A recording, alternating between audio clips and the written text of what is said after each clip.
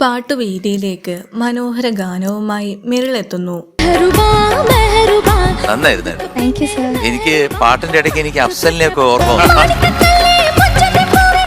കല്യാണ റൗണ്ടിലേക്ക് മത്സരിക്കാനാണ് താരമെത്തുന്നത്. ചെറിയൊരു തർക്കം നടക്കുക ഇവിടെ. മോള് കല്യാണം കഴിക്കത്തില്ല, അമ്മയ്ക്ക് സുഖജീവിതമാണ്, 3 മണിക്കൂറൊക്കെ നഖം ശരിയാക്കാൻ പോകും. കൊച്ചിനെ എന്റെ ബുദ്ധിമുട്ട് കണ്ടിട്ട് വേറൊരാളെ എന്തിനാ ബുദ്ധിമുട്ട്. പെരുമഴക്കാലം എന്ന ചിത്രത്തിനു വേണ്ടി അഫ്സൽ, ജോത്സ്ന തുടങ്ങിയവർ ആലപിച്ച ഗാനവുമായാണ് താരമെത്തുന്നത്.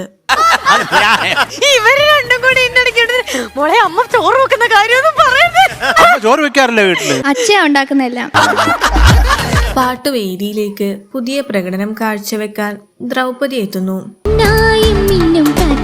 ഇത് രസമായിരുന്നു. മോളുടെ ശബ്ദവും ബാക്കി പാട്ടും എല്ലാം നല്ല ഭംഗിയായിട്ട് തന്നെ മോള് പാടി. അനന്തപത്രം എന്ന ചിത്രത്തിലെ ഗാനവുമായാണ് താരമെത്തുന്നത്. ആ ബ്രീതിങ് ഒക്കെ വളരെ പ്രൊഫഷണൽ ആയിട്ട് കൺട്രോൾ ചെയ്ത് പാടി. നോട്ടം എന്ന ചിത്രത്തിലെ ഗാനവുമായി വൈകി എത്തുന്നു.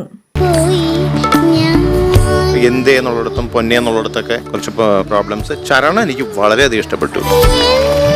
കേസ് ചിത്ര ആലപിച്ച ഗാനവുമായാണ് താരമെത്തുന്നത്. മക്കള് നന്നായിട്ട് തന്നെ പാട്ടിട്ടുണ്ട്. പല ഏരിയ ബ്യൂട്ടിഫുൾ ആയിരുന്നു.